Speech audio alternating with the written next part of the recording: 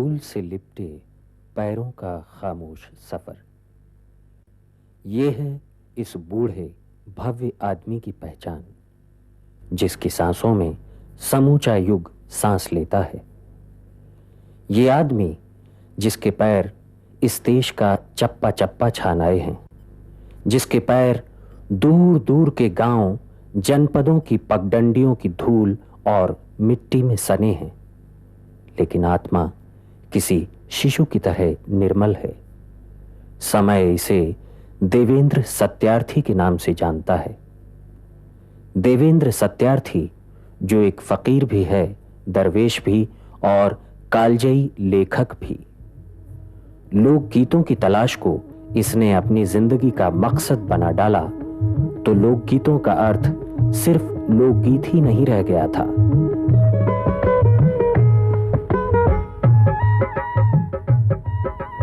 असल में तो ये, जैसा कि महात्मा गांधी ने भी माना, लोकगीतों के जरिए भारत की संस्कृति और आत्मा का साक्षात्कार था, यानी एक नए ढंग से discovery of India. Devendra Satyarthi एक से एक बीहड़ अनुभवों वाले महाकाय व्यक्तित्व हैं। उनकी खानाबदोशी के खामोश सफर और फकीरी के बेशुमार किस्से हैं। लोकगीतों के लिए भिखारी होने में उन्हें शर्म नहीं आई। शादी के बाद घर से भागने लगे तो पत्नी भी साथ चल पड़ी। उसका कहना था, अगर आप राजा हैं तो मैं रानी, अच्छा, अगर आप फकीर हैं तो मैं फकीर नहीं। हालत ये कि जेब में 4 पैसे भी नहीं हैं और बीवी तथा बेटी को संग लिए हिंदुस्तान के दूर दूर के कोनों में भटक रहे हैं। इसी फाका मस्ती में करीब करीब खाली जेब लंका और बर्मा तक की खाक छान आए। जहां शाम हुई वहीं किसी खेत में किसी पेड़ के नीचे टिक गए और अगले दिन फिर वही यात्रा अनहद की, जैसे कोई पुकारती हुई पुकार उन्हें बुला रही हो। अपनी इस लोक यात्रा में इस खानाबदोश ने ना किसी संस्था का मुंह जोहने की जरूरत समझी और ना किसी बनी बनाई लीक पर चलना उसे भाया। बस जिधर पैर चले चल दिए।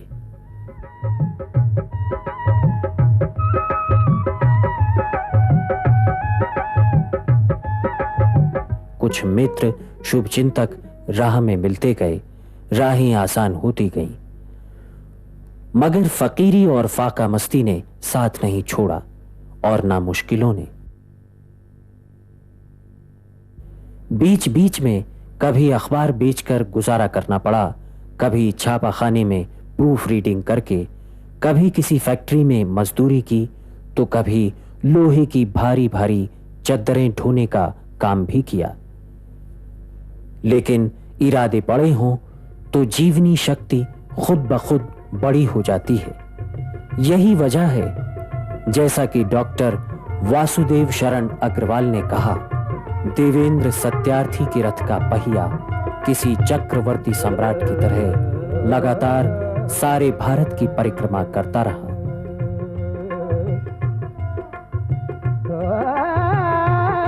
कभी कभी सत्यार्थी रुककर 80 बरस पहले के इतिहास में झांकते हैं तो समय जैसे ठहर जाता है। और हर समाज के तौर तरीके को देखते हुए मेरा नाम युधिष्ठिर रखा गया। लेकिन चूंकि मैं 7 साल के बाद पैदा हुआ था तो गली मोहल्ले वाले देव देव कहते थे। लेकिन मेरा नाम देव बताया मौलवी फरखंदा जाफर को मेरे पिताजी ने बताया करते थे। तो वो मौलवी साहब कहने लगे कि लाला जी आप क्या पागल हो गए हैं, इतना खूबसूरत लड़का है और ये देव पढ़ा जाएगा, जिसका मतलब है राक्षस। अगर कहें तो मैं इंद्र लगा दूं।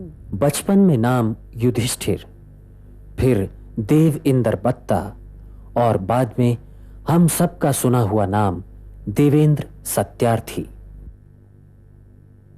28 मई सन 1908 को जन्मा ये शख्स कुछ अजीब ही था। शुरू से पैरों में चक्कर, पढ़ाई से मन दूर भागता था। ऐसा है कि वो घर में बोलते तो पंजाबी थे, लेकिन स्कूल में ये उर्दू का चक्कर चला हुआ था।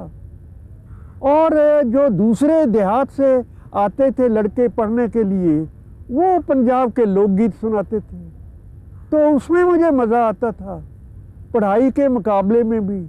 प्रकृति में इतने रंग, इतनी छवियां, इतना किल्लोल, इतना विस्तार है, पहले पहल ये लोकगीतों की कल्पना में देखा। फिर गीतांजलि में, गीतांजलि का अनुवाद उर्दू में पटियाला में आर्य समाज के जलसे पर पिताजी मुझे भी साथ ले गए। वहाँ उन्होंने मेरे कहने पर वो गीतांजलि खरीद दी। मैं गीतांजलि के वो उर्दू में अनुवाद पढ़ पढ़ के मुझे लगा कि ये हमारे पंजाबी गीत जो मैं सुनता रहा हूँ, ये क्या कम है, इन पर नोबेल प्राइज नहीं मिल सकता। लट खुली नी पंजाब ने तेरी, लट खुली नी पंजाब ने तेरी, बदला चो काट आ गई, नी बदला चो काट आ गई, लट खुली नी पंजाब ने तेरी।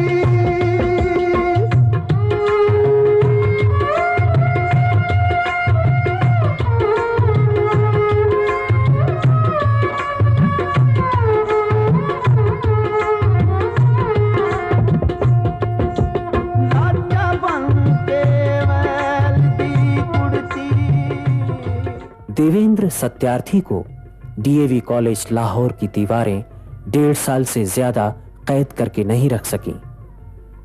चांद सूरज के बीरन का ये नायक आखिर पढ़ाई को अलविदा कहकर सड़क पर आ गया। गोरकी की तरह आसपास का खुला जीवन उनका विश्वविद्यालय बन गया।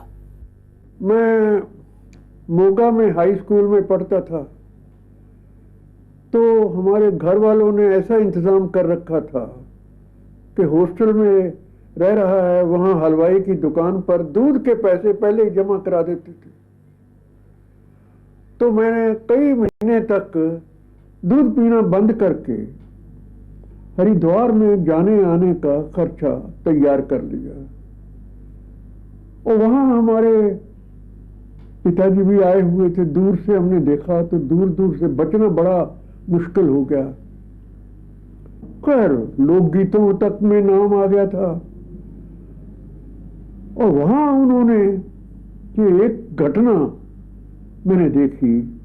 उन्होंने कहा, गुरुकुल कांगड़ी के लिए मैं कहता हूं कि पंजाब की ये स्त्रियां जिसके पास सोने की 2 अंगूठियां हैं, अभी दान मान लेने वाले आएंगे, 1 अंगूठी डाल दे। अगर किसी के 2 चूड़ियां हैं सोने की तो 1 चूड़ी डाल दे। तो वो तोला गया। फिर उन्होंने कहा, मैंने गलती की। अरे इतनी दानवीर धरती की नारियां, मैं अब कहता हूं अब फिर भेज रहे हैं, दूसरी चूड़ी दूसरी अंगूठी भी डाल दे।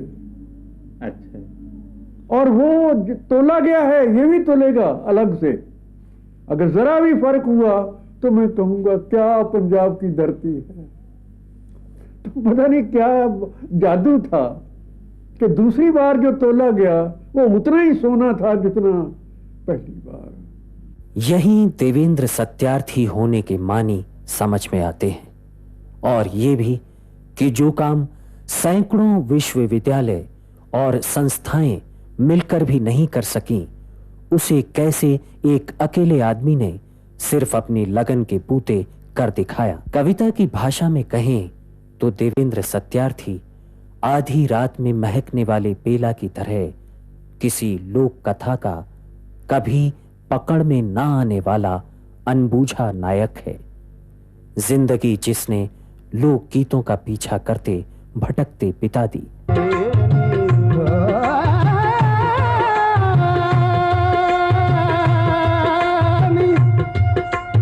लाचा बन के बैल दी कुड़ती ने लाचा बन के बैल दी कुड़ती दे चंदेरी शकीन हो गई। कैसी धुन थी इस बावले आदमी की कि सारा देश ही इसका घर बन गया। महात्मा गांधी ने एक चिट्ठी में लिखा था, किसी खेत की मेड़ पर बैठे तुम किसी लोकगीत के 4 बोल लिख रहे होगे या किसी गांव की कच्ची पगडंडी पर चले जा रहे होगे। मेह हो चाहे धूप चाहे आंधी, ऐसी कल्पना मैंने कई बार की है। आपकी लोकगीत यात्रा को महात्मा गांधी का आशीर्वाद मिला। उन्होंने लोकगीतों की खोज को भारत की आत्मा की खोज कहा। गांधी जी से आपकी पहली मुलाकात कब हुई? कलकत्ते में। ये सन 34 की बात है। तो सुबह सुबह जहां वो ठहरे हुए थे वहां उनकी प्रार्थना सुबह ही होनी थी। तो बनारसीदास जी से बहुत ताल्लुक था उनका, तो वो हमें भी ले गए। तो अपने चपरासी को मेरे साथ कर दिया। मैं किसी वकील के पास ठहरा हुआ था। तो उस जमाने में मैला कपड़ा देखकर या दाढ़ी मूछ देखकर समझते थे कहीं रेवोल्यूशनरी ना हो। तो मैंने अपनी एक चादर लेकर चपरासी को भी साथ था कि कहीं नींद ना आ जाए और वहां पहुंच जाएं। तो आगे आगे गांधी जी उतर रहे थे प्रार्थना के बाद, और बनारसीदास जी ने कहा, बापू मैं आपके खिलाफ भी कभी कभी लिखता रहता हूं। उन्होंने चेहरा ऊपर करके कहा, कोई सुनता भी है? तो फिर मैंने उनके साथ पत्र व्यवहार किया रावलपिंडी से। तो उन्होंने सबसे पहला नोटिस तो ये लिया कि के मुंशी की किताब गुजरात एंड इट्स लिटरेचर, उसमें यानी 700-800 पन्ने की किताब, ये इतनी मोटी किताब और 1.25 पेज का उसमें फॉरवर्ड बाई महात्मा गांधी, उसमें उन्होंने जिक्र किया। सन 36 के दिसंबर में कांग्रेस का अधिवेशन फैजपुर में हुआ महाराष्ट्र में। तो काका साहब कालेलकर लाहौर आए बापू का वो संदेश देने के लिए कि वहां जरूर आना है। तो वहां उन्होंने कहा, वर्धा चलो मेरे साथ। मैंने कहा, जी आप चलिए बंबई मेरे साथ। कहने लगे, मैं बंबई में क्या करूंगा? मैंने कहा, जी मैंने वर्धा में क्या करना, मैं कोई कांग्रेस का मेंबर भी नहीं हूं, जेल में भी जाने का शौक नहीं है। तो बंबई में कहां ठहरोगे? मैंने कहा, बापू आपसे मिलने से पहले भी मैं ठहरता ही रहा हूं, मैं तो फुटपाथ पर भी रह सकता हूं। तो उन्होंने महादेव देसाई को कहा, बुलाओ मुंशी को। अब मुझे मालूम नहीं था किस मुंशी को बुलाना है। तो के मुंशी आए, हम लोग तो नीचे ही बैठे थे फर्श पर, वो खड़े हुए। तो तुम्हारी बीवी, तुम्हारी पत्नी लीलावती नहीं आई है तुम्हारे साथ, उसको बोल देना। तुम्हारे मकान में एक कमरा वो बंद रखती है सारा साल मेरे लिए, ये इस दाढ़ी वाले के लिए खोल दे। और इसे ये ना पूछना कितने दिन ठहरोगे, जब इसका काम खत्म हो जाएगा चला जाएगा। और अंतिम मुलाकात हुई 29 जनवरी 1948 को, यानी गांधी जी की शहादत से सिर्फ एक दिन पहले। गांधी जी धरती गाती है की भूमिका लिखने वाले थे। अंतिम उनसे भेंट, यानी वो जिस तारीख को गोली लगी है उससे पहली तारीख को विष्णु प्रभाकर मेरे साथ थे। और मैं प्रार्थना सभा के बाद उस कमरे तक गया। विष्णु जी ने खुद लिखा है कि मैं भी साथ साथ। तो इन्होंने कहा कि बापू आपने मेरी धरती गाती है कि भूमिका तो लिखी नहीं, और अब सुना है कि आप वर्धा जा रहे हैं, सेवाग्राम। तो उन्होंने कहा, कौन गांधी जा रहा है वर्धा? क्या वो मरने के लिए जा रहा है? क्या लौट के नहीं आएगा? कह दो प्यारेलाल से तुम्हारी पांडुलिपि रख दे। गांव का, अरे 20 साल जिस काम में लगाए हैं, क्या मुझे 20 दिन भी नहीं दोगे? इतनी जल्दी? अगले दिन उनके गोली लग गई। तो ये अब तो वो हमारे साथ ही लाठी लेकर चल रहे हों, हमारी भी वो हालत हो जाएगी। अब कुछ पता नहीं, उनका आशीर्वाद काम करेगा और करेगा। गुरुदेव का सुना है गुरुदेव रविन्द्रनाथ ठाकुर ने भी आपके लोकगीत यात्रा में बड़ा योगदान दिया और उनको बहुत प्रिय था। शांति निकेतन के द्वार आपके लिए हमेशा खुले रहते थे। तो टैगोर से पहली मुलाकात कब हुई, इस बारे में कुछ बताएं। गुरुदेव से भी सन 34 में ही मैं शांति निकेतन, दर्शन तो उनके पहले भी जाकर किए। ये मैं सन 27 शादी से 2 साल पहले, मेरी 1929 में शादी हुई। तो मैं कॉलेज में सेकंड ईयर का ही स्टूडेंट था, तो मैं भाग निकला। तो वो कोई परिचय नहीं, जैसे कोई यात्री आकर मिल लेता है। तो हमने उनसे कहा कि मैं लोकगीत, तो उन्होंने कहा कि मैं भी बचपन में लोकगीत, पल्ली संगीत, पल्ली गीत कहते हैं बंगाल में, पाली भाषा, वो पल्ली गांव के लिए है। तो मुझे लेकिन एक वचन दो कि तुम इस काम को छोड़ोगे नहीं। मैं तो छोड़ चुका हूं। और तुम्हारी मातृभाषा पंजाबी है, सारे भारत, सब भाषाओं में इकट्ठे करो। वेरियर एल्विन और W.G. आर्चर जैसे लोक साहित्य की चोटी के विद्वानों ने देवेंद्र सत्यार्थी की लोक यात्राओं के बारे में लिखा। सत्यार्थी के लेख तब हंस, विशाल भारत, मॉडर्न रिव्यू आदि ख्यात पत्रिकाओं में छपने लगे थे। जो दिल्ली को लेकर के आपने लिखी है, ये अगर सुनाएं तो आनंद आएगा। कद उजड़ी कद वसी दिल्ली, गल ना है इतिहास दी। 40 बूट हंडाल है दिल्ली बसदियां। वाह। कोट मेरे नू शर्म ना आवे दसदियां, दाढ़ी मेरी हसदी नाले सोचदी। सीस मेरिया सीस कवि दिया, हों दिया यारा, फा रेशम दा ला ना होया, किस्सा खानी बाजार विच, पेशावर विच चली गई चीज। तो इस तरह से ये जब कहानी, ऐसा लगता है कि कविता मैंने लिखी नहीं, कविता ने खुद ही अपने आप को लिख लिया। 50 साल से अधिक समय हुआ जब हंस का संपादन शिवदान सिंह चौहान करते थे। उसमें लगभग प्रति मास देवेंद्र सत्यार्थी जी के लेख लोकगीतों पर निकला करते थे। ये लोकगीत किसी एक ही प्रदेश के न थे, किसी एक ही जनपद के न थे। अनेक जनपदों के, अनेक प्रदेशों के लोकगीतों का संग्रह उन्होंने किया था। लेख लिखने का तरीका ये था कि मूल भाषा में पद उद्धृत करते थे और उसका हिंदी में अनुवाद भी दे देते थे। उस समय हंस में जितने लेख निकलते थे, उनमें सबसे ज़्यादा याद मुझे इन्हीं लेखों की है।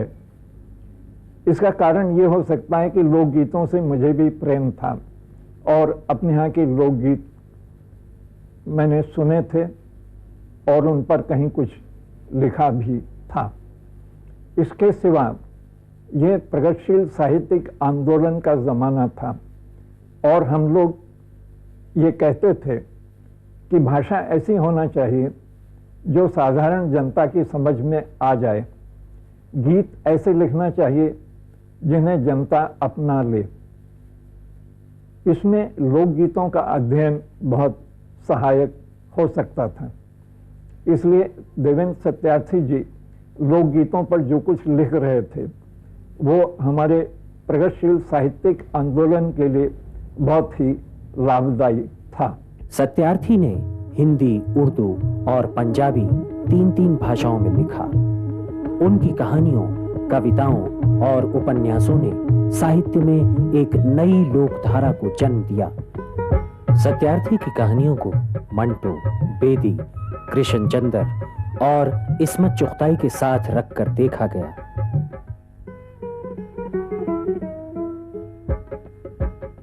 सच तो यह है, देवेंद्र सत्यार्थी की चर्चा किए बगैर उस दौर की चर्चा पूरी नहीं होती। लोकगीत तलाश करते करते अचानक ये क्या हुआ कि आप कहानियां लिखने लग गए? बात ये हुई कि लोकगीतों के बारे में जो लेख लिख रहा था, हाँ हाँ, उसमें वो जैसे कॉलेज में कोई पढ़ा रहा है ऐसे तो थे नहीं। हाँ हाँ, उसमें कहीं ना कहीं कहानी का अंश जुड़ जाता था। हाँ हाँ, अपने आप। हाँ हाँ, तो बाद में लंका यात्रा के दौरान कोलंबू से हाँ हाँ, मैंने एक लेख लिखा, लंका देश है कोलंबू। हाँ, लंका देश है। वो जब छपा तो लोगों ने कहा कि ये तो कहानी से भी, कहानियों की भी माँ है, हाँ, कहानियों का भी बाप है। हाँ, काफी चर्चा हुई। एक आर्टिकल मैंने और लिखा, मैं हूँ खाना बदोश। हाँ हाँ, तो वो लाहौर के एक मैगजीन में छपा, हुमायूं। तो जब मैं वापस आया लाहौर में तो मुझे बीपीएल बेदी ने बताया कि भाई वो अदब लतीफ निकलता है, उसमें तुम्हारी एक रचना उद्धृत हुई है। हाँ, तो राजेंद्र सिंह बेदी डाकखाने में काम करता था। हाँ हाँ, मैं तो उसका वाकिफ नहीं था। हाँ, और वो उसको एडिट कर रहा था। अवैतनिक। हाँ हाँ, पैसे तो मिलते होंगे, हाँ, लेकिन अवैतनिक कहना पड़ता था। हाँ हाँ, तो मैं हूँ खाना बदोश पूरे का पूरा उसमें गिरदो पेश, यानी आसपास, इधर उधर एक कॉलम हाँ, बनाकर हाँ, उसमें वो सारा मजमून छापा हुआ अदब लतीफ में। हाँ, तो मैं पता करके उससे मिला, राजेंद्र सिंह बेदी से। उन्होंने मुझे अपना मेहमान बना लिया। और जब शाम को हम घूमने जाया करें, हाँ हाँ, तो कोई भी बात मैं उनको सुनाऊं, वो कहे ये तो कहानी है। हाँ, ये तो कहानी है।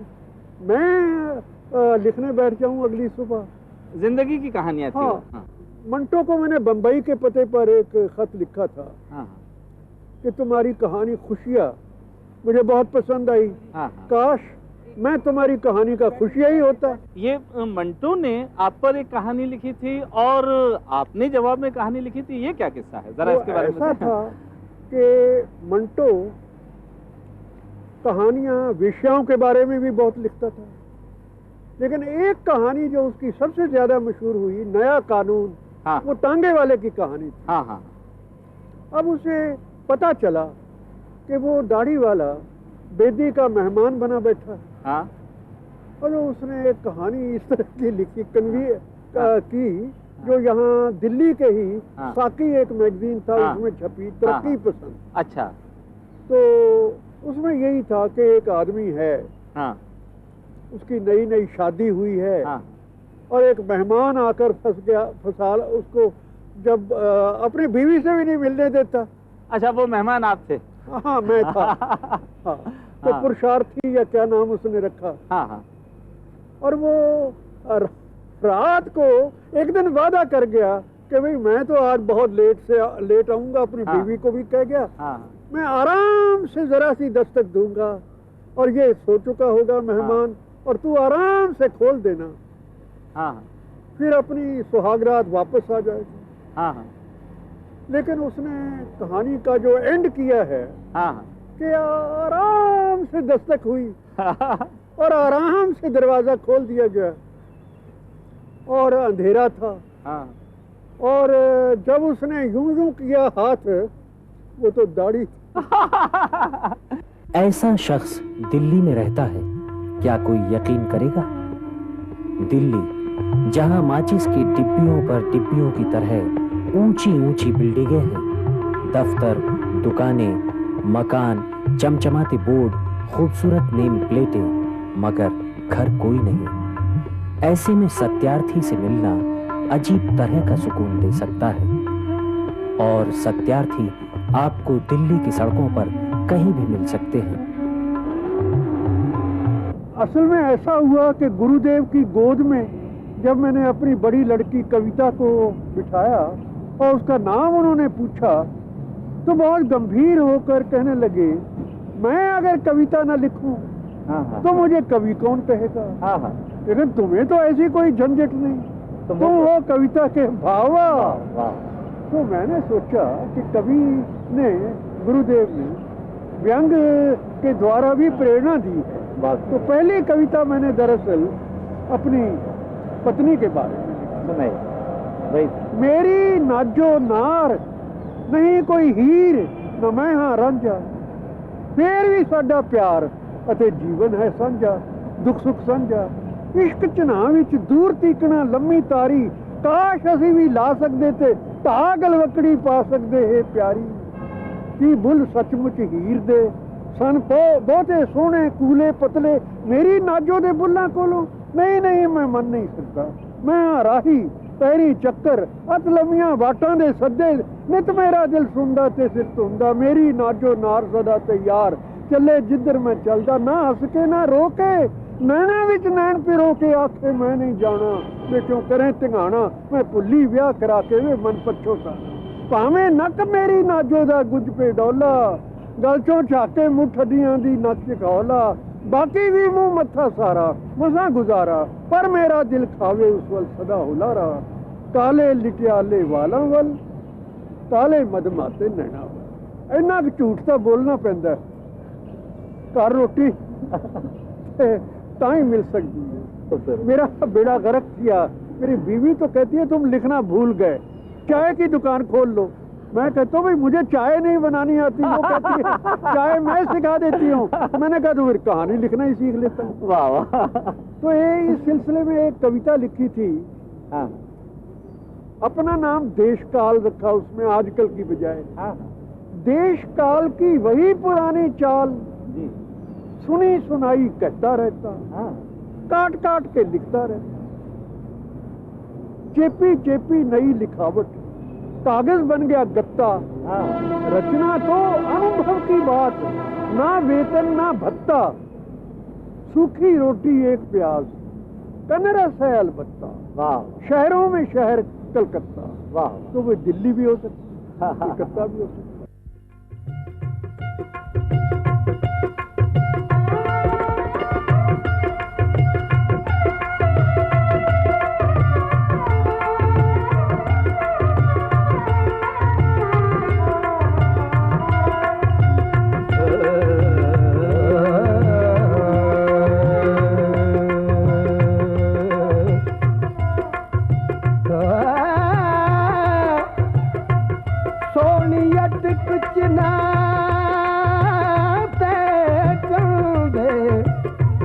पई दिल विच सोच विचारे, अज मां